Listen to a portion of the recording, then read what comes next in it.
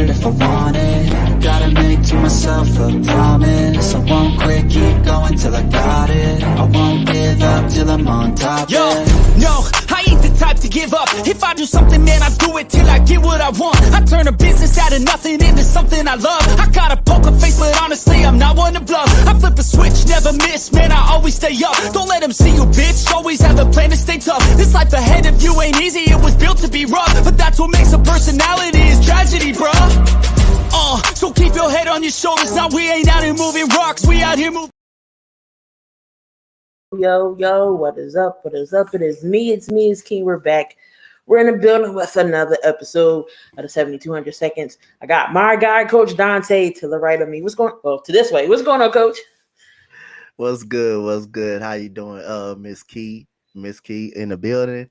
I'm ready to talk some ball today and stuff like that, man. So let's definitely do it, man. As always, we're gonna get into the nitty-gritty things, but we got to see who's in the chat. Benny, what's going on? Appreciate you. If y'all need some Philly merchandise, shirts, hit up Benny Boom 68 on Twitter. He got you covered. Does some good stuff over there. We got Burn. What's going on? Burn and Detroit Fan TV. Troy, what is going on, y'all? What is going on? But Coach, let's get down to the nitty-gritty of things. Last night's game 4s, I believe it was. Game 4s. We had the Miami Heat and the Knicks, and the Miami Heat gets it done. They beat the Knicks, and they take a 3-1 lead, I believe. Yep. 3-1 lead, 109 to 101. It just looks like the Knicks couldn't get together. Looks like the Knicks just gave up on things. Playoff Jimmy's still here, and he's not going nowhere. Talk about this game, Donte.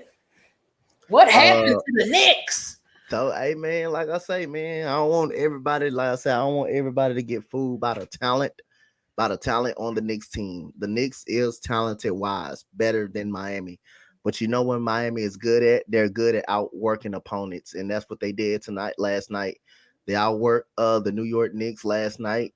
They got 13 offensive rebounds. They out-rebounded the New York Knicks by 9 rebounds, 44 to 35. They killed them on the boards. And every time a shot goes up, Miami was right there to get the rebound.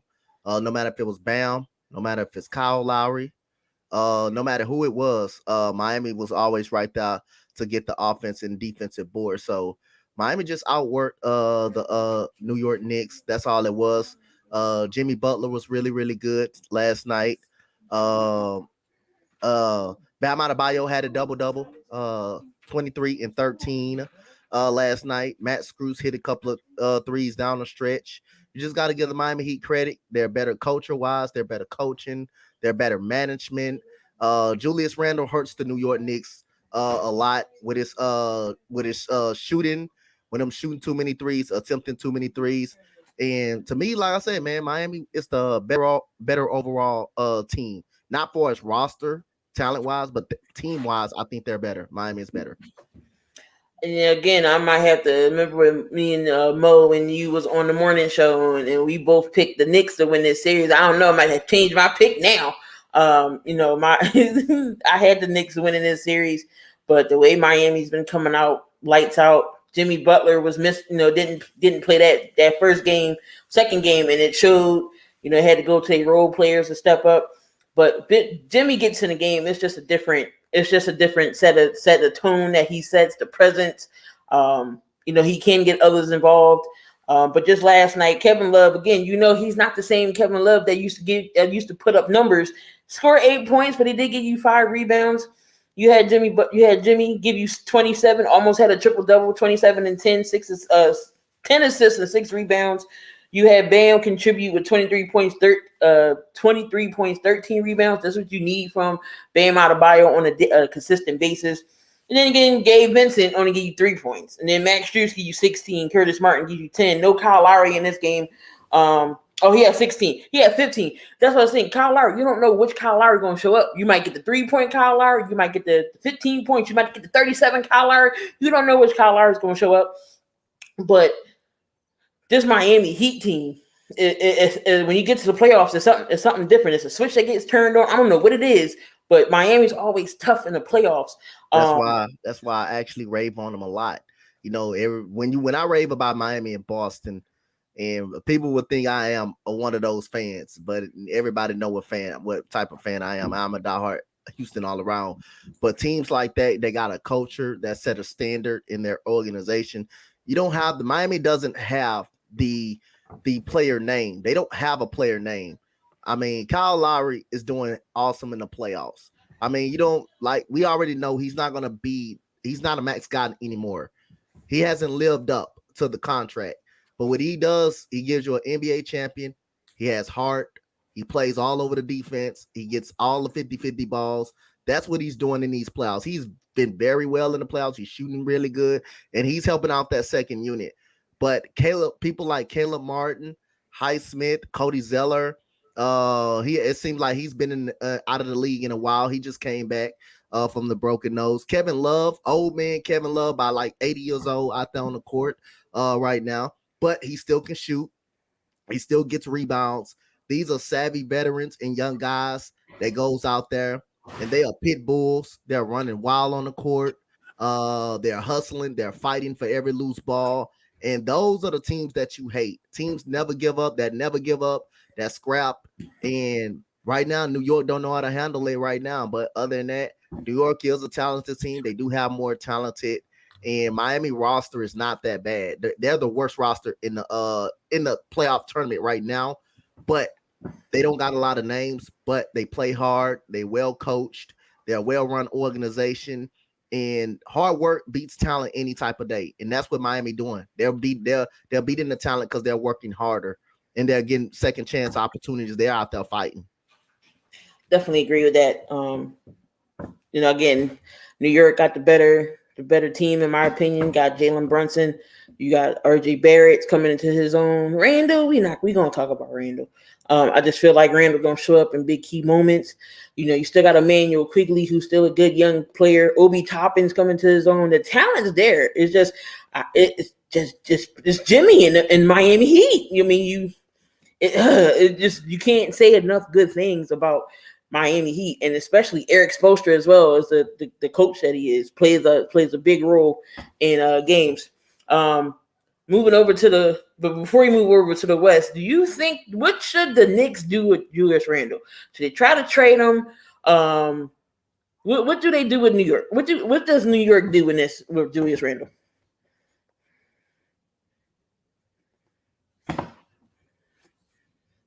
Can't hear you, Coach.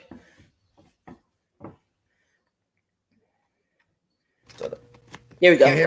Yeah. Oh, nope. We went out again. No. You good now? Whatever you doing. I know. I had unplugged it. Let me see. No. I'm gonna keep it unplugged in. I'm unplugged. Okay. Yeah. There we go. I'm gonna unplug it. So, like I say, it depends on what the organization kind of wants to do with them. How they feel about it. Can they win going forward with them? And I don't think they could. But I will say, I think Miami far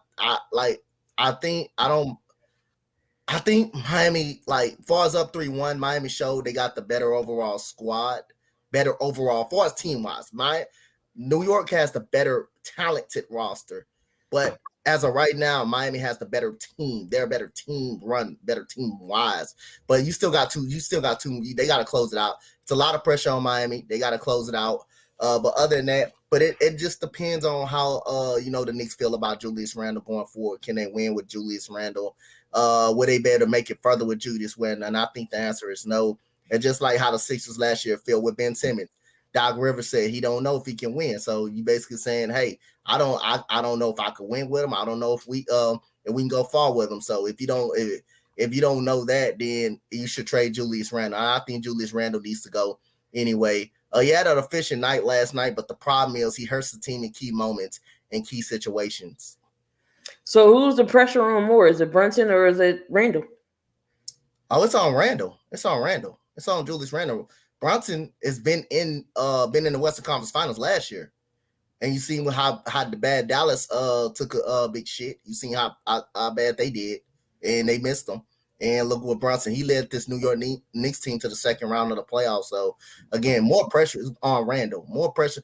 And don't forget, we're not gonna forget about what he did in Atlanta against Atlanta. How bad he folded up against Atlanta. I believe that was the year after the bubble in the playoffs. How he folded up against Atlanta. So yeah, it's a lot of pressure on Julius Randle. Yeah, and then he said that's why the Lakers let him walk. Maybe he needs to go to different scenery. Maybe he needs to go to a team, that can use his skill. Maybe he be that veteran on a young team. But maybe that'll get his confidence back. But like you said, in big moments, he just don't show up. Go on to that Western Conference Game 5, which was actually a good game last night. We've seen Stephen Curry and the Warriors get a big lead, but the Lakers end up getting it done. Triple-double wasn't enough for Golden State to beat the Lakers 104 to 101. Again, was your final score. Who would have thought Lonnie Walker come off the bench, 15 points in the fourth quarter? Anthony Davis had a good game, 23 and 15. Vanderbilt didn't really play that much. That's why he got benched to only 2 points in 11 minutes.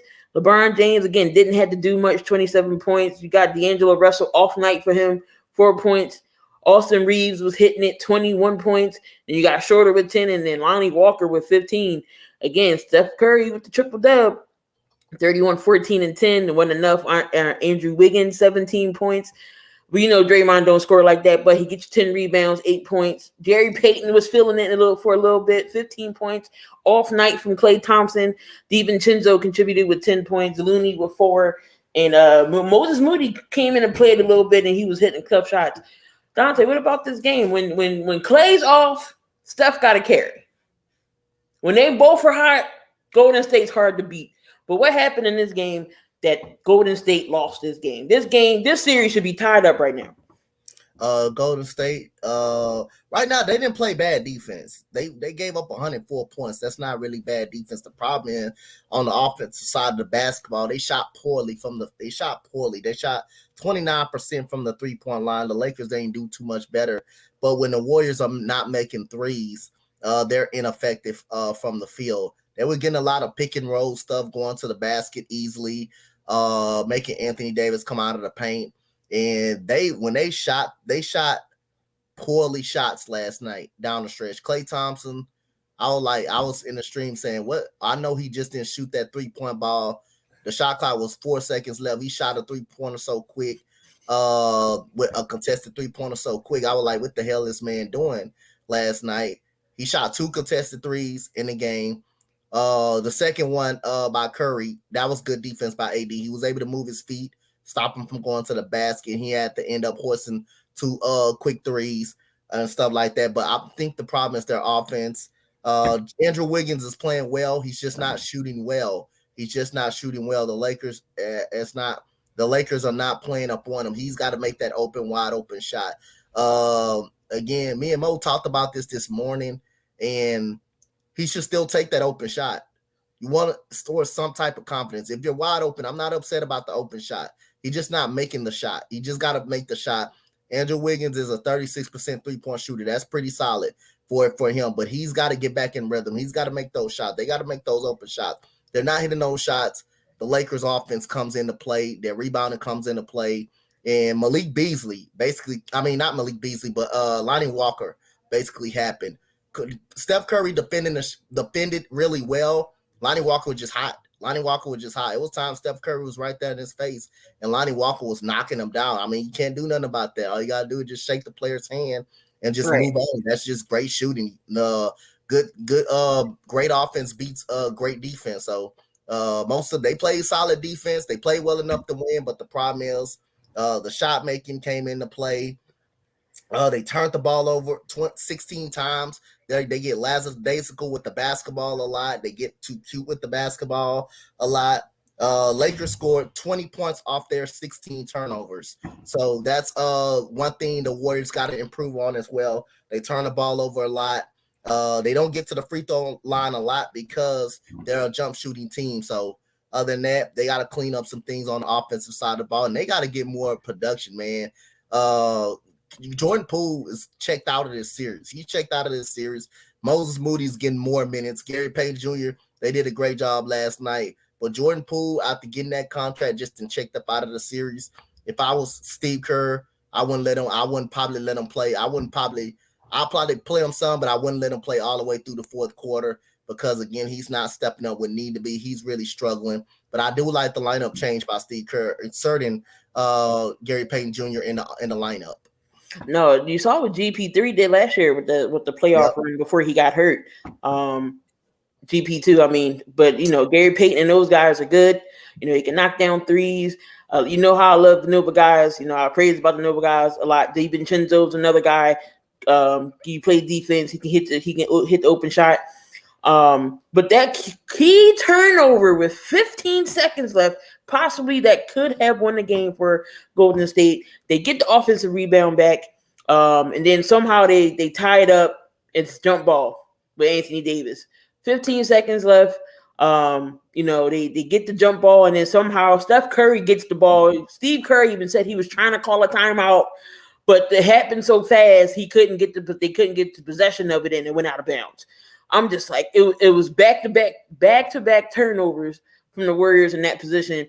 They could have won the game. Do you think that could have been a turning point right there? There's two back-to-back turnovers. Yo, you got to give credit to the Lakers though. The actual play last night, Draymond Green had the ball, got the ball. He did the right thing besides turn the ball over. But the actual play, Andrew Wiggins was setting the back screen for Klay Thompson to get open in the corner, and the Lakers just shut it down. And Klay and Draymond Green just end up throwing the ball away. That was just more good defense by the Los Angeles Lakers, because when they showed the replay last night, and I looked at it over and over. Klay Thompson was going to be in the corner. Wiggins was setting the back screen just to get him wide open for the open three in the corner. And Draymond Green was going to give it to pass it to Klay Thompson for that three, because Wiggins had the screen already set, and the Lakers kind of played it pretty well. So that was the actual play that Draymond Green turned the ball over. So that was just more great defense by the Lakers. Most definitely. So LeBron James win his fifth ring. What does that mean? Does he go up there in the talks now? Does it, put him, not say he's already on the Mount Rushmore, but, does that put him more, not say more in the Jordan talks, but what does this fifth ring mean? I mean, it will mean a lot to him. I mean, like I say, my mind's still going to be Michael Jordan, but he's definitely number 2 of all time, greatest player of all time. So other than that, he's going to be on the Mount Rushmore first ballot Hall of Famer. This will mean, like I say again, this will mean everything to LeBron James, and again, to lead the Lakers to a second championship. And the guys, they struggled. They've been the best team since they got Jared Vanderbilt and the rest of those guys. D'Lo has revived his career. His career.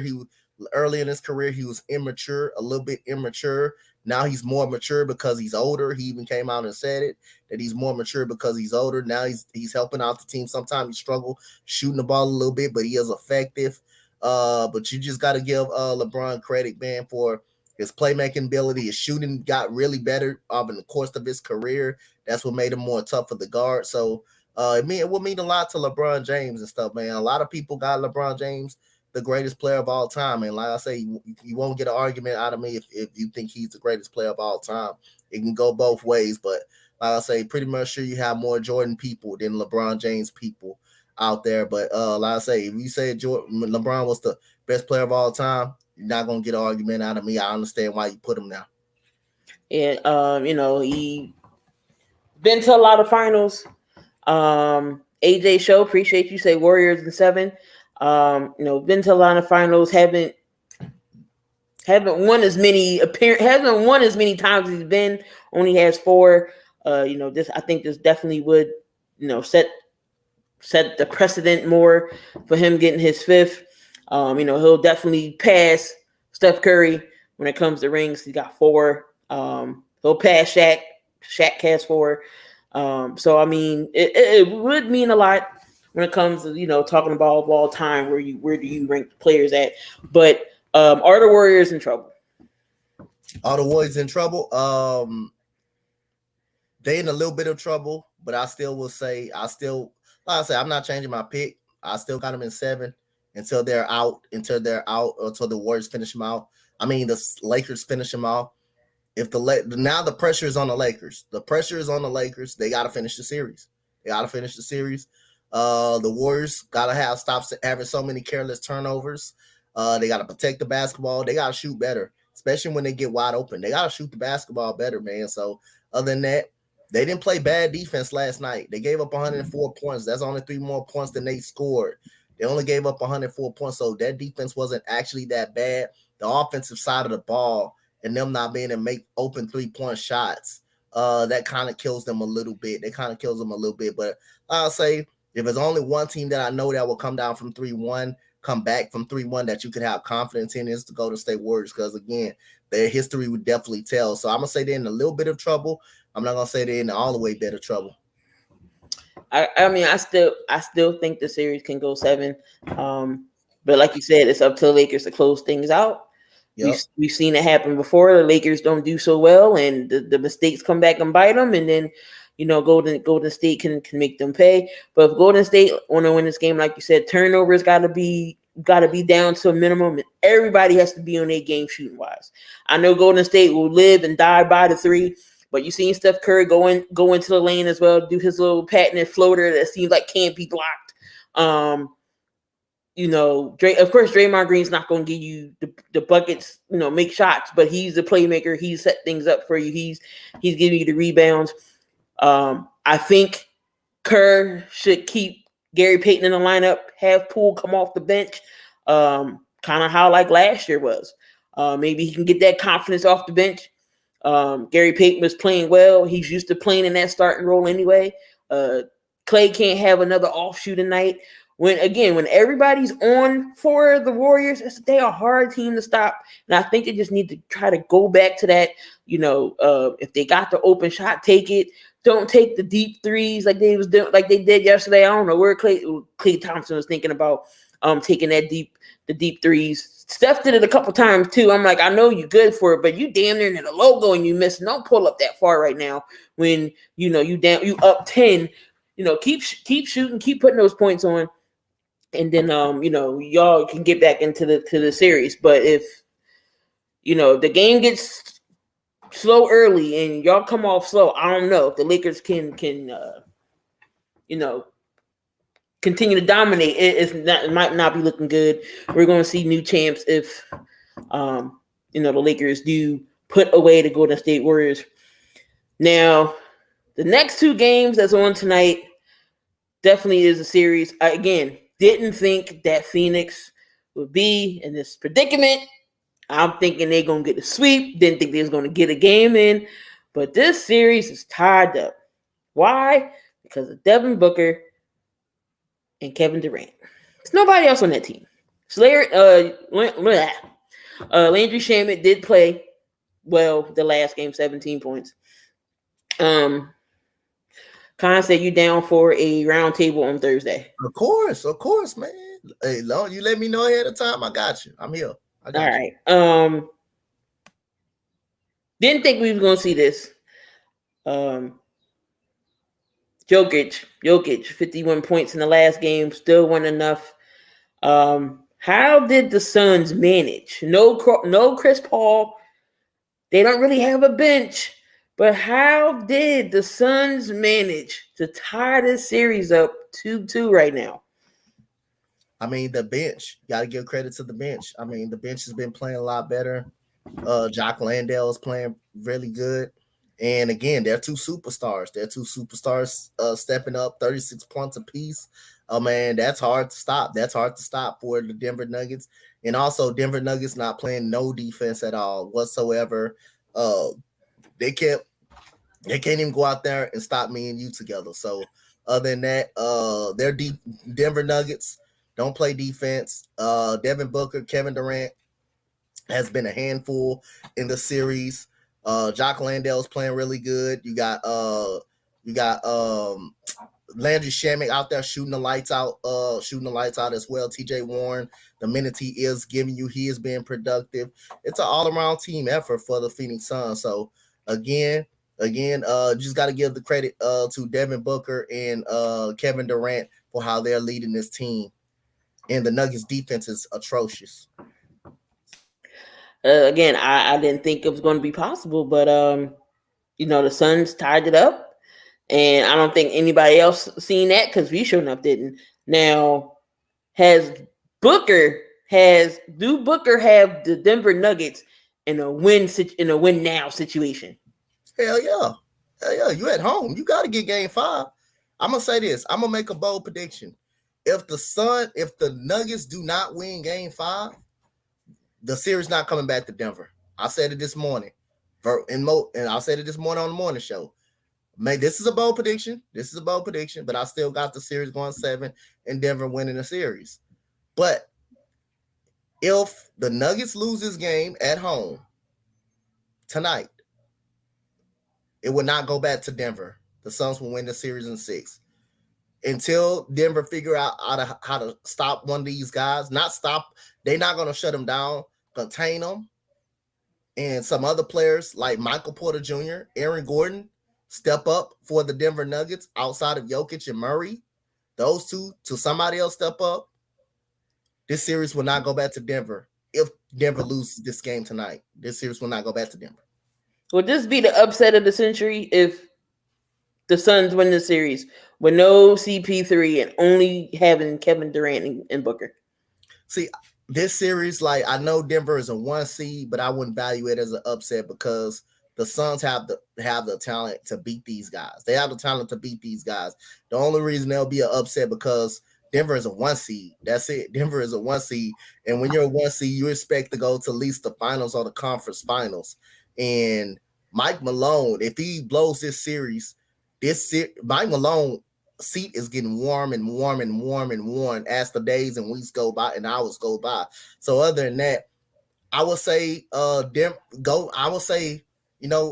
Phoenix, this team is capable of beating these guys with just their main 2 stars. And long as Shamet can score double-digit points and everybody can step up on the bench for the Suns and give them a little bit of lift, I think the Suns have the firepower. So I wouldn't say the only reason we will say it was upset because Denver is a 1 seed. That's it. But I think the Suns got the firepower to beat them. Firepower to beat them. Now, if you're somebody like a Kevin Durant or even a Devin Booker or maybe even Chris Paul, because I'm sure he's there, he just can't play.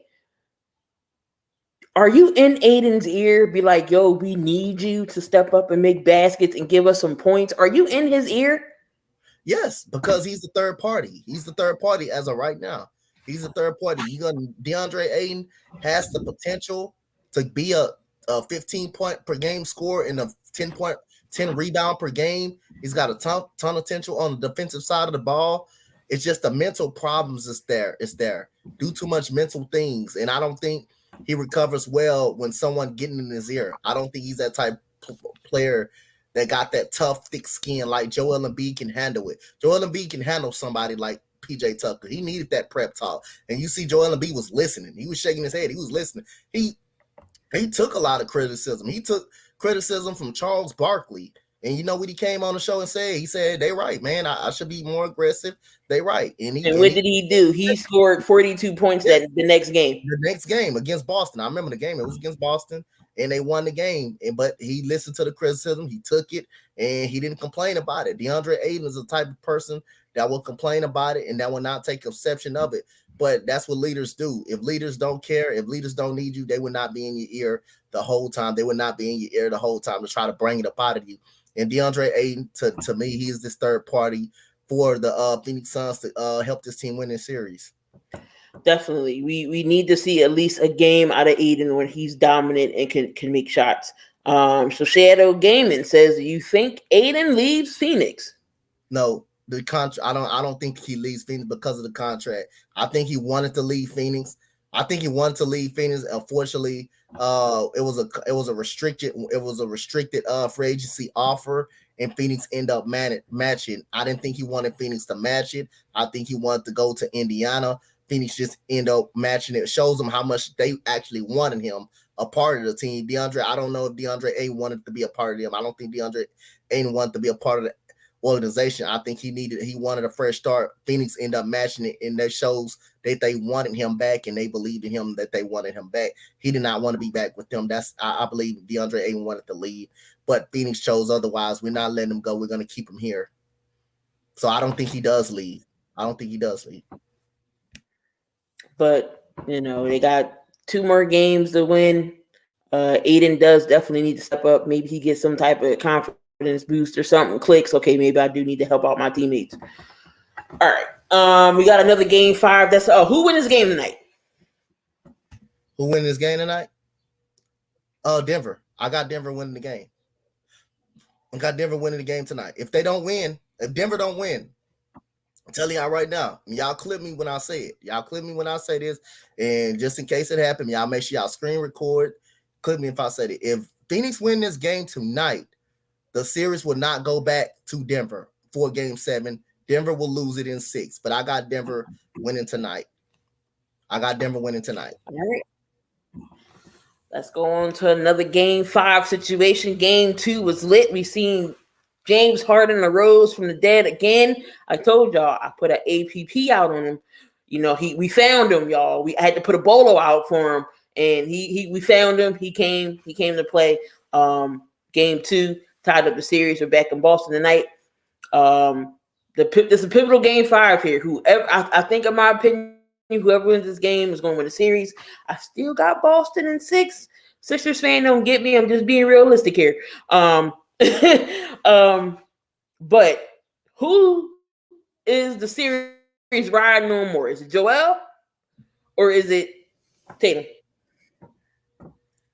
I would say both. I would say it's evenly matched. But more so Joel. I don't think Joel has a lot of time in Philadelphia to be losing games in the second round, But I will say both. Tatum needs to prove that he's an elite superstar in this league. That he needs to prove that. And also Joel Embiid, he's an MVP, but MVP, if you're not, you can be an MVP all day, but if it's not resulting in getting up out of the second round or winning championships, then that won't matter. So I think one on the Sixers side, Joel Embiid, because again, second round issues, and again, hey, you want to get out of the second round. You want to at least get to the conference finals. Again, you got James Harden who can be a free agency this year. You got James Harden who can come up on free agent. So this team may be different. You're gonna figure out. They're gonna figure out what they're gonna do with Tobias Harris in this offseason, which I think that need to be a breakup immediately right there. So other than that, I think it's on both. I'm gonna say even. I think it's both. Both ways. But if you want to say more pressure may be on Joel Embiid than Tatum, but I think it's still pressure on Tatum, so I'll go with both. I definitely can see your argument there going both, knowing that Jason Tatum was just in the finals last season, didn't play all that great performance. He didn't show up in the fourth quarter in the finals at all. He's on a redemption tour trying to get back, but he's still not coming up in clutch moments as well. He started off 0-8 in the series, but the last game, but he did come back in the second half to get that lead down. But in my opinion, I just feel like it's more on Joel, knowing he's been through the process years trying to get here and only stopping at the second round. Again, we haven't been to the finals since AI, and we the Lakers beat us. It's the only time we've been to the Eastern Conference Finals was back in 2001. The most pressure is on Joel Embiid right now, in my opinion, because he has to get us over the hump. But again, he never had a co-star. Kobe had Shaq. Jordan had Pippen. LeBron had Kyrie. He doesn't have a co-host. You got James Harden, yeah, but which James Harden is going to show up tonight? So, and then Harden, everybody's saying, he disappears in the playoffs. So maybe Harden got a chip on the shoulder. Harden don't have to give me 40 points every night. Harden could give me 20, 25 points, 20 and 10, He can even give me a triple-double, but I need Joel Embiid to be his dominant self, like PJ Tucker said. I played against you. I know you are unstoppable when you're at your game. So I need Joel to be his dominant self. We all know he's going through that knee injury, but he's still playing like the MVP self. Tobias Harris, nowhere to be found, but you know what? He's playing good defense on Tatum. So that's one thing Tobias Harris does do well is play defense. But again, we're going to need Tobias Harris to step up. When Maxi's not hitting shots, Tobias Harris got to find those shots. Maybe DeAnthony Melton to get hot. You've seen him get hot before. He can get hot. Niang can get hot. Doc is only using eight rotation man right now. He might throw in Jalen McDaniels here and there, but you're not going to see Shake Milton. You're not going to see Montrezl Harrell. You're not going to see these guys. It's going to be Niang. It's going to be McDaniels sometimes. And it's going to be Milton. That's who we're going to swap out with. So in my opinion, if something goes wrong and we can't find that shooter, you got to go to Shake Milton. He's another guy that can handle the ball. He can give you points and flashes. When he gets hot, he can drop the points too. I just, But who wins this game tonight? I'm gonna go Boston. Win this game. Go Boston win this game. I think they win at least close game, but I still got the series going 7. Either way around, I got the series going 7. I'm gonna go Boston win this game tonight. Oh, as much as I want to go against my gut, because they say your gut feeling is always usually right, I'm going to say Philly steals one again in Boston to try to take it back home and close it out. But the Sixers have to find a way to close out quarters. They got to get hot like they did in Game 4. If they have a lead, keep the damn lead. Keep the foot on the neck. Paul Reed has to come in and give Joel a little bit of breather on the bench. If he can contribute well, maybe get a couple of points. Doc might keep him in a little bit longer. Get some offensive rebounds, maybe a putback layup, get some offensive boards, kick it back out, something to keep Joel Embiid on the bench a little bit longer, maybe 5 or 6 minutes longer. So when the fourth quarter comes, Joel is not gassed. So I'm going to say the Sixers win tonight in a close one. But if they're up, I need them to keep this lead because you see how Boston came back and we almost lost Game 4. I'm going to say Philly wins it here. Donte says Boston wins. This should be a good game again. I think whoever wins this game might control and win the series. This game right here, this series, whoever wins this are they the finals representative for the Eastern Conference?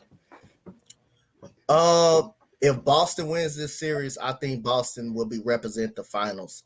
I got to see who the Sixers will play out of Miami because I think Miami gives a problem. I think Miami gives a problem to the Sixers, present a problem. I think Boston is on the verge of beat Miami. I think Boston will on the verge of beating the Heat, but it will be tough. So it just depends. If Boston wins the series, I will have to take Boston to win the finals because I think Boston is more built to beat the Miami Heat than the Sixers is more built to beat them. I mean, the Sixers beat the Miami Heat in the regular season. Right. It's regular season. Not saying that we can't beat Miami. It's just they're a harder matchup. But you never know what could happen. But I got Philly taking game 5 here. What's the future looking like for Giannis right now? He gets knocked out in the first round. Third place runner-up for MVP. He was putting up numbers. What's going to happen to Giannis? Could he stay in Milwaukee? Will he think about being on the move? What's happening to Giannis in his future? What do you think is going to happen? What do you see? It depends on what coach that they hire. It just really depends on the coach they hire, actually. I think he stays in Milwaukee for about a couple of more years, and then I think he will consider leaving Milwaukee if there's no progress of getting back to the NBA Finals. So it depends on what type of coach they end up hiring. Dwayne Casey can be fine, can be solid. He can be a solid coach for the Milwaukee Bucks. You got Frank Vogel, who's a defensive guru. He's still out there. You got Nick Nurse out there. So I think one of those guys are going to take the Celtics job, and somebody's going to take the Toronto job. So I will say I will predict. It's not Jeff, who I want to be the Milwaukee coach, because I don't give a damn about Milwaukee. I give a damn about the Rockets. So, but I can predict who Milwaukee will get. I'm not gonna say who I want them to take, because I'm not a Milwaukee Buck fan. I'm a fan of them. I'm a fan of the Rockets. But I'm gonna predict. So I'm gonna predict Frank Vogel will be the head coach of the Toronto Raptors, and I will say Nick Nurse will be the head coach of the Milwaukee Bucks. I'm gonna go Nick Nurse is the head coach of the Milwaukee Bucks, and Frank Vogel be the head coach for the Raptors. Now, mind you, all these coaches who got canned have won the championship. Yep. Vogel won it in the bubble with the Lakers. I believe he got fired because of the whole Russell Westbrook thing. Nick Nurse won it with Toronto and Kawhi, and then of course Bud he wins it with Giannis in Milwaukee. So y'all remember very interesting. Does happen. Y'all remember this? I said this. Y'all remember, because Key always get my clips too when I say so. Key always find a way to have my clip when I say this, and when I write, we always have our clips together. So y'all remember what I said. That's just a prediction. That don't mean it's gonna be true. It's just a prediction, actually. Because Kevin Ollie possibly could be going to Detroit too. Yep, Kevin Ollie can possibly go to Detroit. But before we get into these defensive player off team 1 and 2, Coach, who is on your list? And while you do your list, I'm gonna run and get my charger real quick. But Coach, who's number 1 on your list today? Oh my God, man, y'all, this list is crazy, man. So number 5, man, it's kind of tough for number 5. So those of y'all in the chat who's listening, number 5 is Jason Tatum. Jason Tatum, in the first half was putrid in the first half. In the game number 4 over a 1-point loss to the 76ers. Jason Tatum, 24 points, 6 assists, 18 rebounds for Jason Tatum. He was very great in the second half. He dominated the game defensively, and he was a real good playmaker. And Jason Tatum had by how many? I think I should have put the blocks on there. He had about a good 3 or 4 blocks that the other day. So he was very dominant on the glass and on the defensive side of the ball. Jason Tatum comes number 5, 24 points, 6 assists, and 18 rebounds for JT. Number 4, we got Kevin Durant. Kevin Durant is at number 4, 36 points. 6 assists, 11 rebounds for Kevin Durant. Was very good in game 4. Very good in game 4, helping Phoenix get the win. And in game 3, he didn't shoot efficient in game 3, but he got to the free throw line a lot in game 3. Number 3, we got Devin Booker, aka Book. Same points, 36, 12 assists, and 6 rebounds for Devin Booker. He's been an absolute demon. He's making every shot on the court.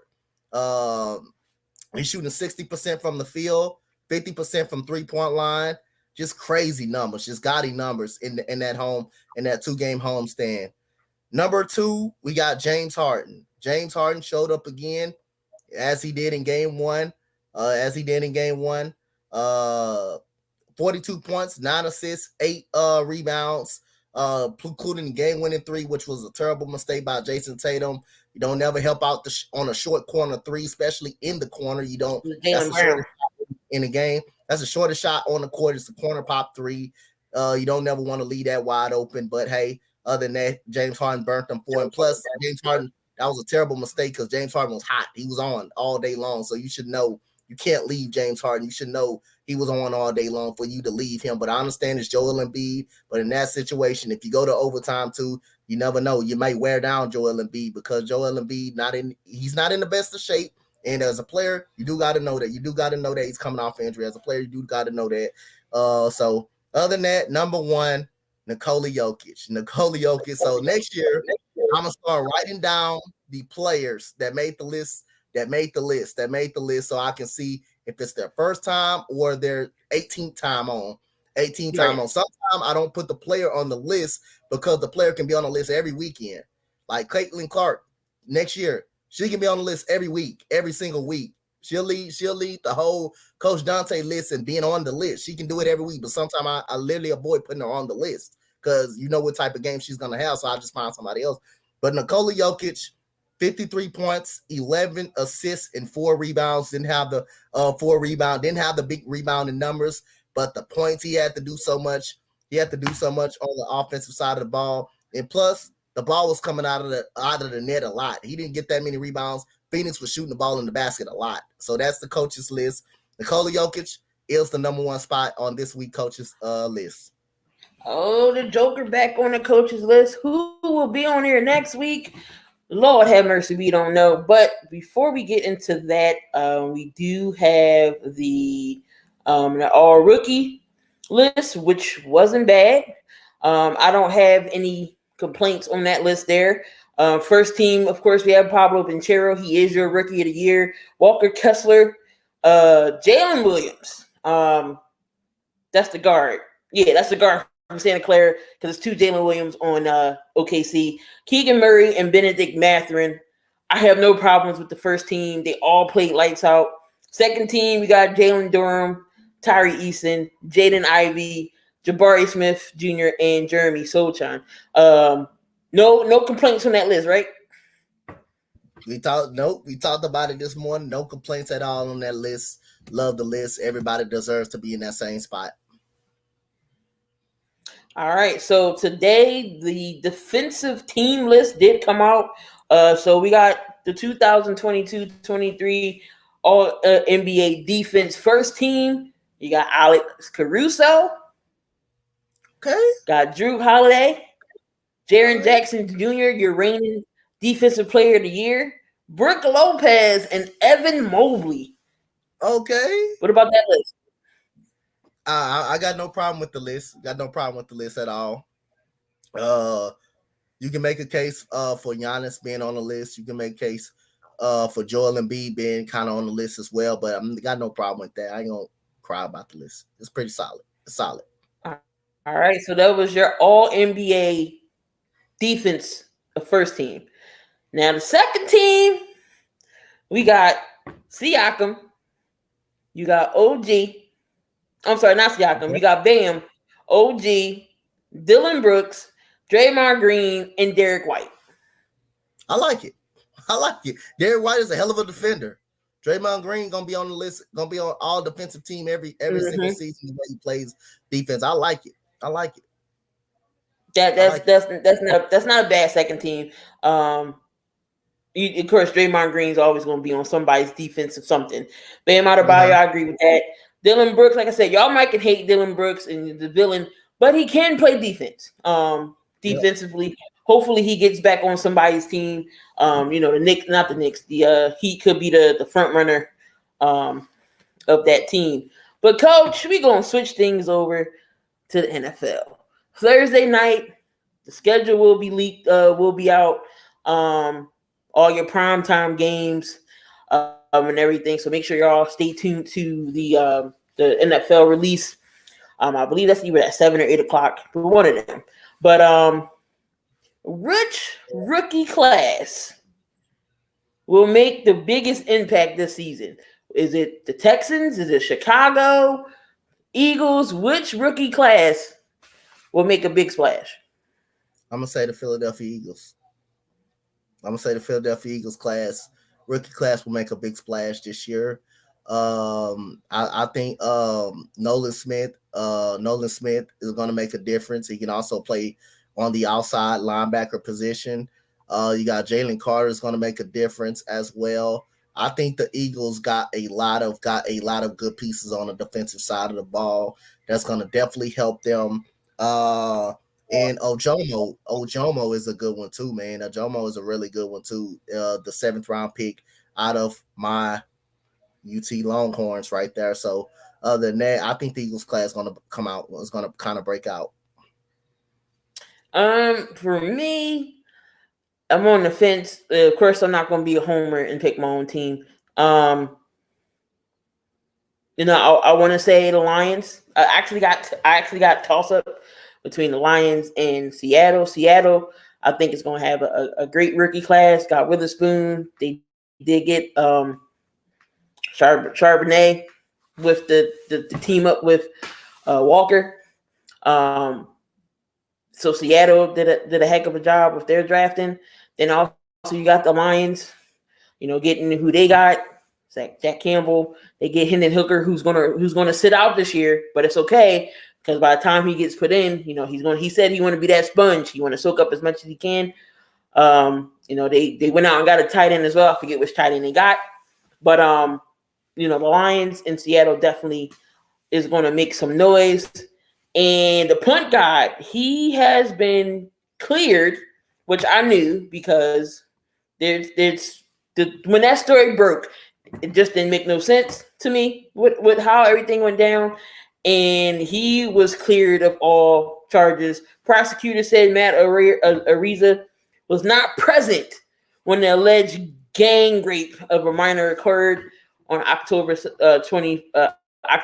year of 2021 party, according to witnesses' testimony that prompted the San Diego DA to not press criminal charges against the former Bills punter. Now, if you're the Bills, do you not say you regret releasing them, but in that situation, do you wait until things come up before you decide this man's future and job? He still could have had a job right now. Yep, I think you wait to see till you know what type of information that goes on. Like I say, I understand they don't want someone on the team that thought that's been involved in the stuff. I understand that, but at the same time, you do want to wait till the coast is kind of clear just to see if the man is going to get indicted or not. But in this case, the man lost his job. The man possibly knew that he wasn't a part of it. But other than that, man, I think he's going to find another job somewhere else.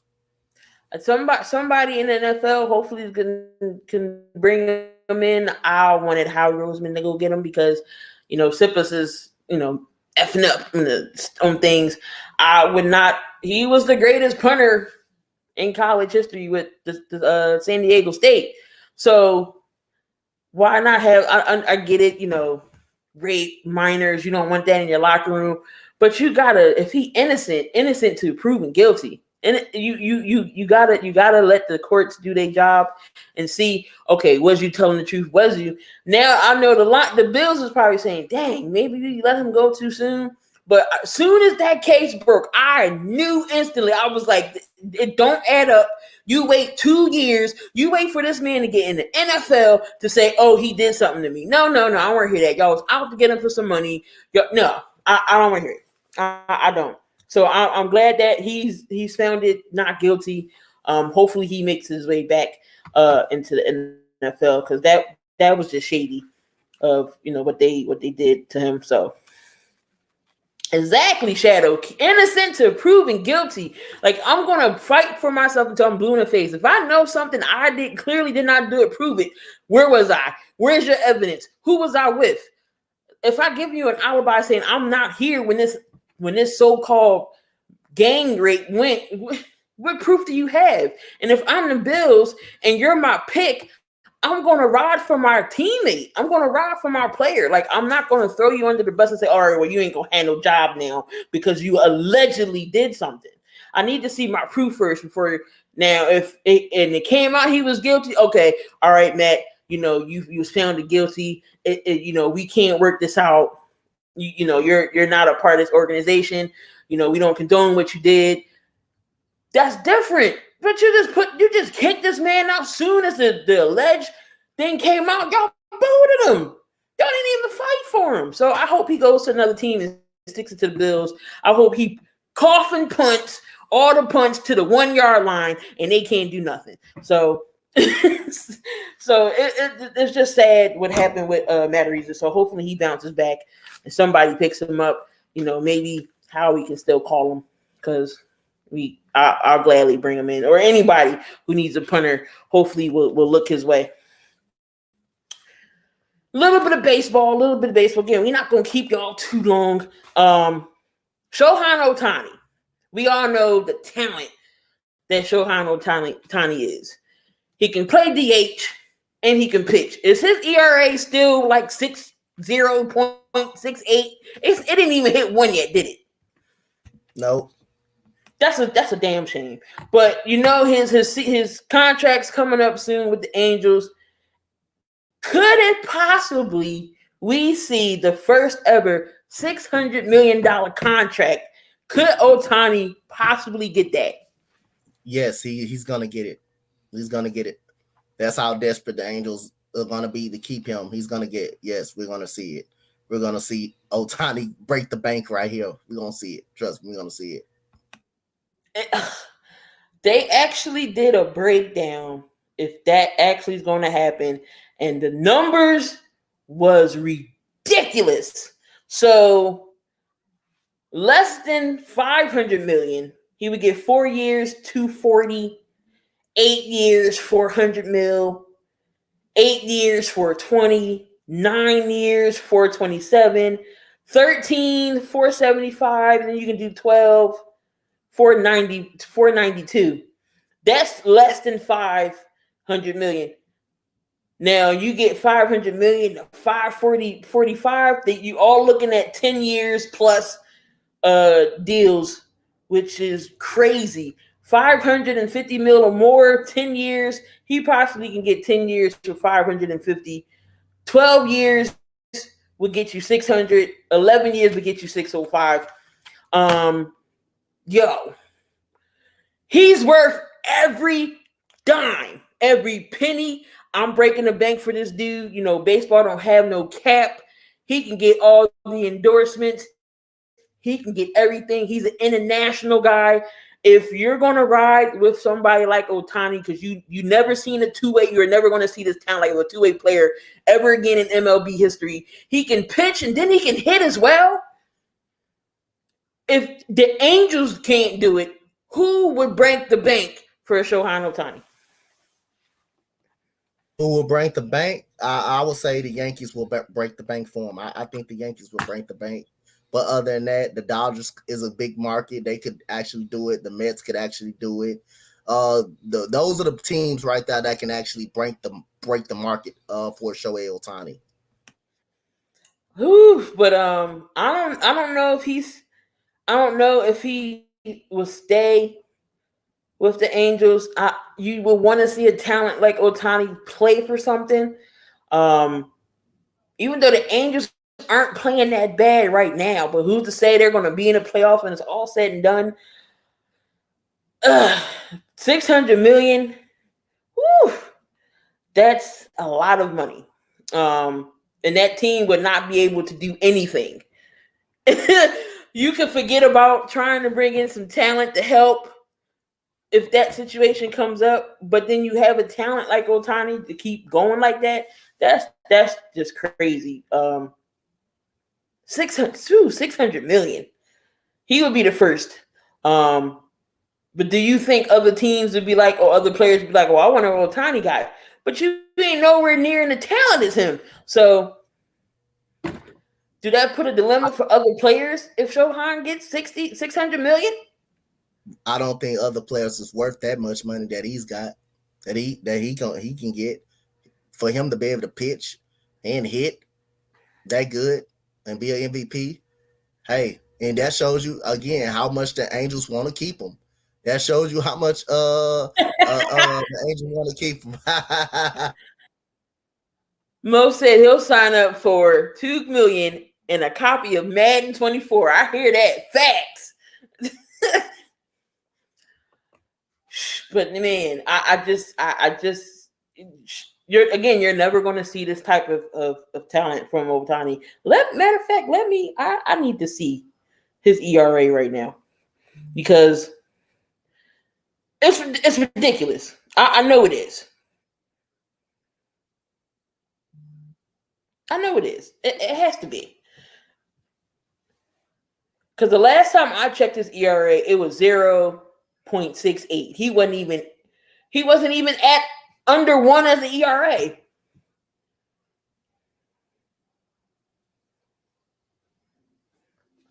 All right, so his ERA right now is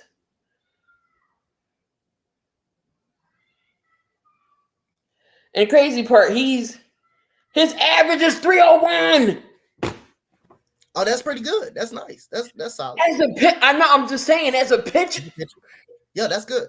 That's a good ERA. 301. That's a good ERA. Oh, he's okay. He's at 2.54 at the ERA. Yeah, but that's a good ERA. Even 301. I already know that's a good average. That's a damn good ERA. His standard, that may need to be lower, but it's actually, if you go a whole regular season, like 162 games, ERA of 3 is pretty good. ERA is 3 is pretty solid, but for his standard, it's not. For his standard, he's 4-0 in his starts, 2.54 ERA, 59 K so far. And he's hitting pretty well as well. How many homers he has?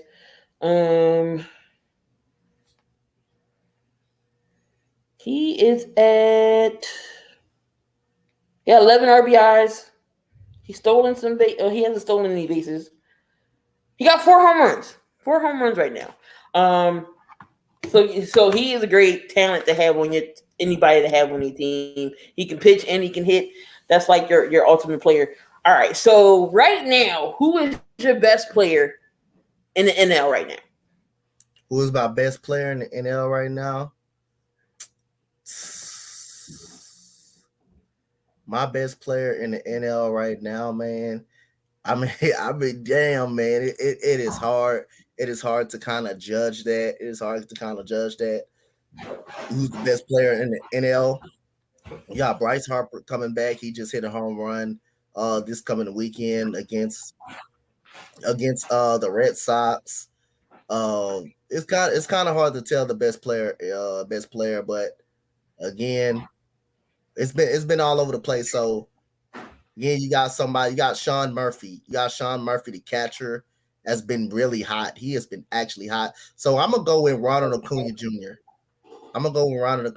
Right now as the best player in the NL for the Braves. Can't go wrong with that. What about the AL? The AL, the best player to me in the AL,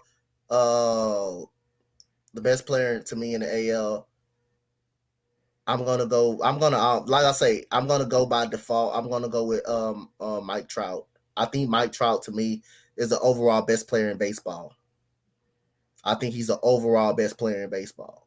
Mike Trout's been like that since he got into the league. Overall best player in baseball. Now Ohtani got him on pitching. People will say Ohtani because he pitches too and he hits, but I think far as best player, I think it's Mike Trout. So I'm gonna keep the standard with Mike Trout going. When he's healthy, he's a beast. He can get you about 38 to 40 home runs and over 100 RBIs, but the problem is he's never healthy. So I'm gonna go with Mike Trout. He's the best player in the AL. Right now, who's leading the league in batting average is Luis Arias from the Marlins. 414 he's hitting right now. He only got 1 home run, but he got 12 RBIs. But he's hitting pretty well. Max Muncy is leading the NL in home runs with 12. Muncy, and he's also leading in RBIs. But then you head over to the AL. You got Chapman is leading when it comes to batting average, and Rafael Devers, he's leading in the home run with 11, and then Garcia has 36 RBIs. What about on the pitching side? In the AL, I'm going to say Ohtani. I mean, I don't see anybody who's can come close to the pitching that Ohtani has done. Do you think it's anybody better than him? On the AL side?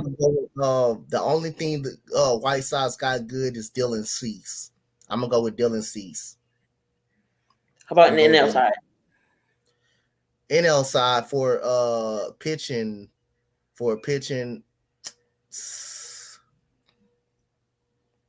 it's more harder. I'm going to go with Zach Gallen. From Arizona. There is somebody with a better ERA than Shohei Ohtani, and that's Gray from Minnesota. He's at 1.35. For the American League. In the National League, we got Josh Hader with 11 saves. We got Steele from the Cubs, 145 is his ERA. So a lot more, still a lot of baseball left. It's only May. We still got Tampa Bay on top, 29-7. Minnesota still holding on to that division right now, 19-16. The Rangers, 21-13. Still got Atlanta, 24-11. Again, the AL East is up for grabs for the next spot. The Mets, the Marlins, and the Phillies, both are like a game behind each other. I know the Mets is happy they got Scherzer and Verlander back.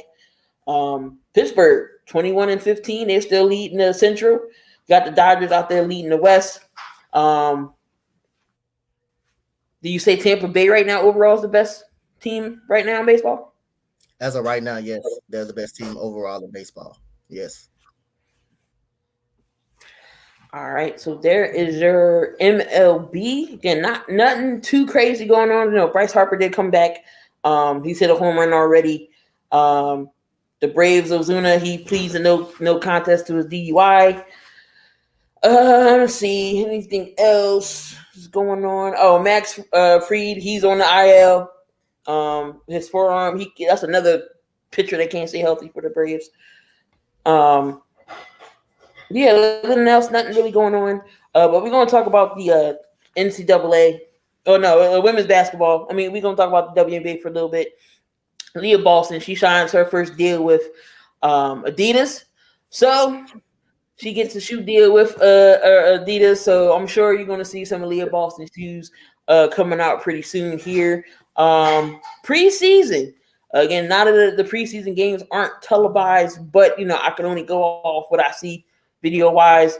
Out of the WNBA, from what you see these preseason games, what do you think about your rookies? You got Diamond Miller, who was shooting pretty well. Your wings with Maddie Siegrist, what she was doing.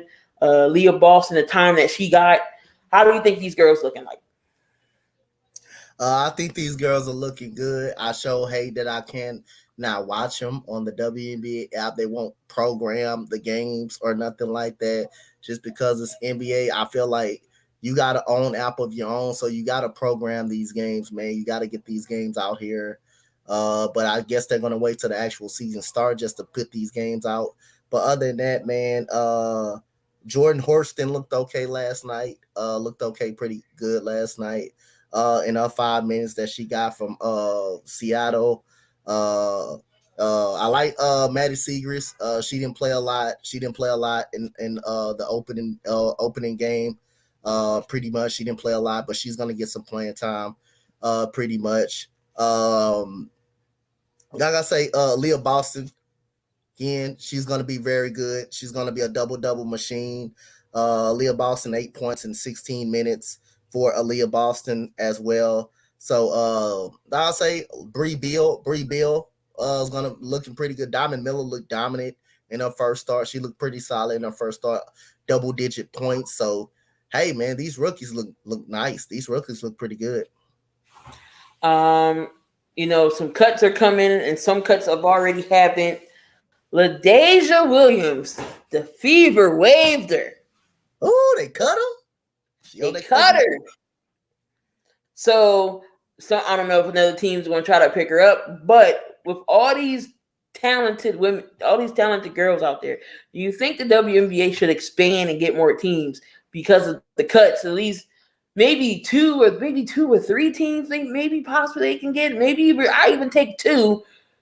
Some of these girls who go out here and try out for these teams don't make it. At least they can go to another team.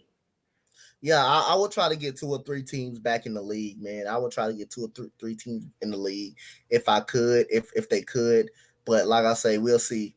I think LaDasia Williams is going to end up on a team before the season start. But I say, man, I like LaDasia Williams. So I guess she one of the ones that didn't make it. It's going to be interesting. So I think the roster got to be down to 12, I believe.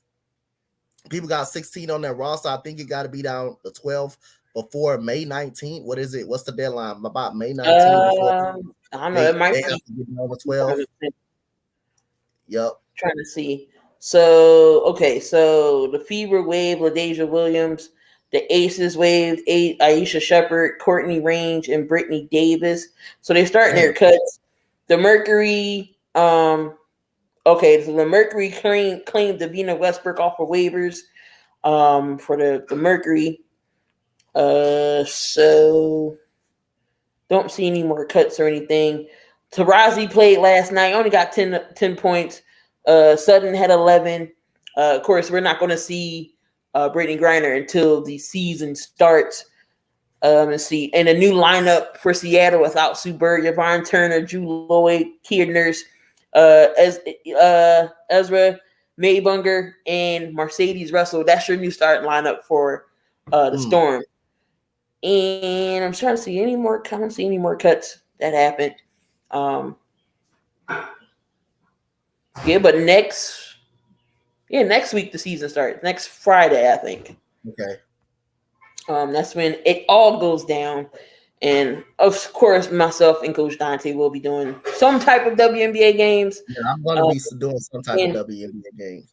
I know playoffs maybe still be going, NBA playoffs, Western Conference, Eastern Conference Finals maybe still be going. But if the games come on earlier during the day, I'm going to try to get those games in. 27th season of the WNBA starts the May 19th. That's when everything will all go down. And I'm trying to see if there is any more WNBA news before we move on to college. I just hope and pray my Sparks do better than they did last year. That's all I'm hoping for. LA, please. That's all I'm asking you for. Yes.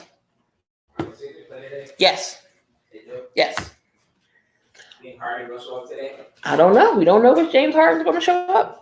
All right, so on the NCAA side, we're doing women, the girls, and the guys put together. Bronny James has committed to USC.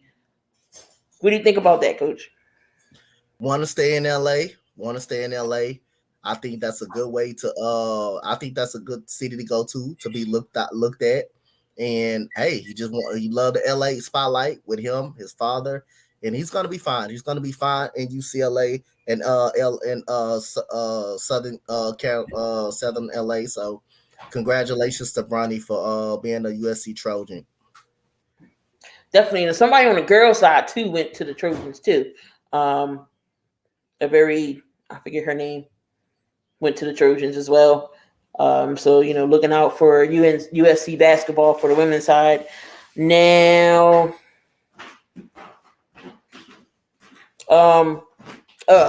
Melrose, Ashana Morrow from DePaul is going to LSU. so you're gonna have Melrose, you're gonna have Haley Van Lith, Angel Reese, Katari Poole, and Flazé Johnson on this team. Again, like you said, you might as well crown them. I see LSU possibly going back. South Carolina picks up another tall person. Walker, she was a JUCO player, but she's 6'5". Her and Cadurso, who's going to stop them rebounding? So she's 6'5". She's 6'5", and then you got 6'7", Camilla Cadurso, who's probably going to start this year. South Carolina going to be okay. Dawn Staley, she's going to find her players. So she's going to train them, teach them up. They are physical for a reason. They get mad because they girls playing like men. So what? Basketball's supposed to be physical. You got to get the rebounds. You can't play basketball and be soft. Nope, you cannot at all. LSU may be the best team this year, man. They are the best team. They are the best roster on talent on paper. They have the best roster on paper. Golly, they get Van Lith, then they get Morrow coming from DePaul. Damn, that's crazy. Tennessee gets Joel Spear, so it's another piece to help on that Lady Vols college team. I'm excited for college basketball on the girls' side just to see what's going to happen. Everybody going to keep their eyes on Caitlin Clark. That's her last season. So WNBA, whoever the poopiest team is, y'all getting Caitlin Clark. Ain't no ifs, ands, or buts about it. You already know where she's going. So whoever can Dallas Wing, can you suck for a moment for just this year so Caitlin Clark can be on our team? I'm just you want to tank for Caitlin? Lord have mercy. You want the Dallas Wings to tank? No, you don't want to tank. You don't want to tank. I can't read my own dang on handwriting. I think that was really it. When it comes to, I don't want to get into the power rankings right now. We'll save that for the show on Sunday. Queens of the Court. We'll talk more WNBA over there. Go and get into some more scores, stats, what's going on in the preseason.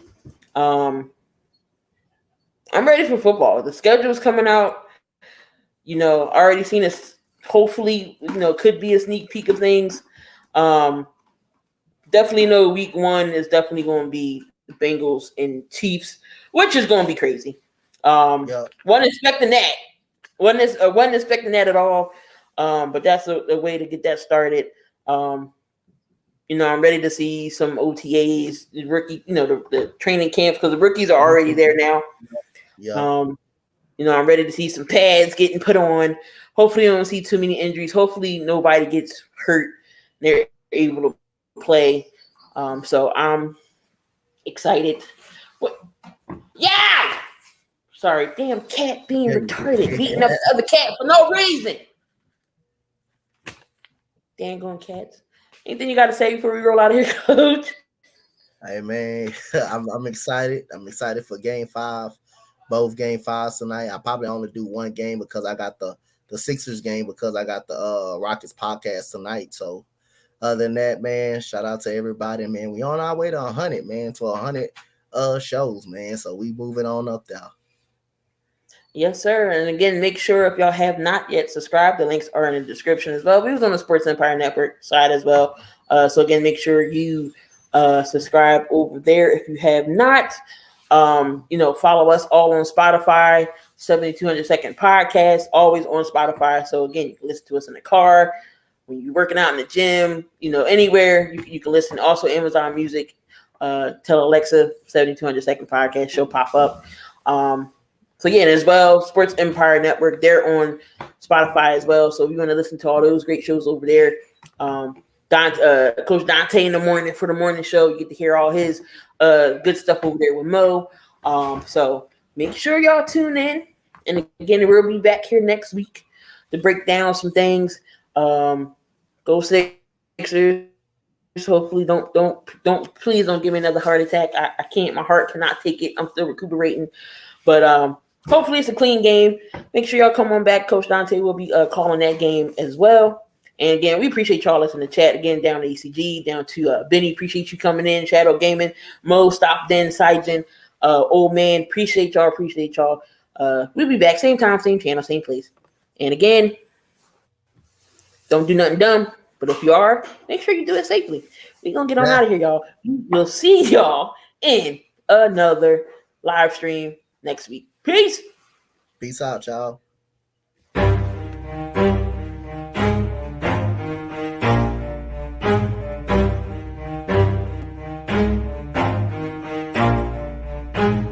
Never stop, I'll get it if I want it. Gotta make to myself a promise. I won't quit, keep going till I got it. I won't give up till I'm on top. Yo, no, I ain't the type to give up. If I do something, man, I do it till I get what I want. I turn a business out of nothing into something I love. I got a poker face, but honestly, I'm not one to bluff. I flip a switch, never miss, man, I always stay up. Don't let them see you, bitch.